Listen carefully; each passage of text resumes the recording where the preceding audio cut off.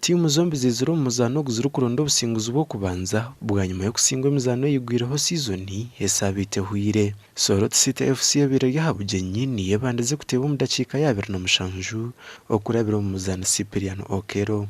Beitu Kaaro Karungi ehonzire mamani kandi ugoro yo kwinganisa bagitebera mu dakika ya 30 ero kutebwa Moses Kasaga dera hamwe rugwecweka cyo kubanza koronazaga batebere goro ya kabiri hegumize mu kubahwera kusinga umuzano na gori ibira hari yamwe.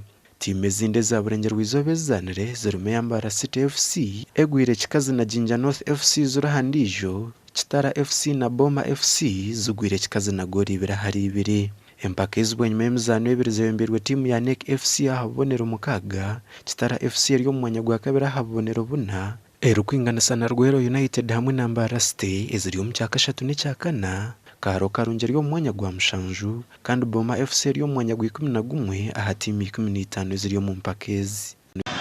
Umupira tufunye sanyo kubanga tufunye obonero kusatwe waka basobola kusomozebwa ku game ya soka bagenda kwawe ne tutapafunga bulungi newe twadda ne tukolekting ensobiza kwezaliwo mu camp ne tusawo ninde bakunda ehonzire yo mutiro gwo kubanza nkaguruzinga abwe bintu byokumanya omupira nibano respecting yakindi hije kintu konkafit cheza kandi kamyango nizakora jabana bazakira kuba batangiye kutinga.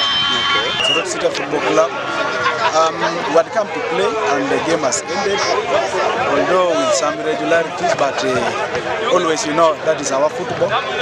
For me, there are so many positive things and negative things that we have learned in this game here. That makes me as a coach to go back and plan. And this one is done.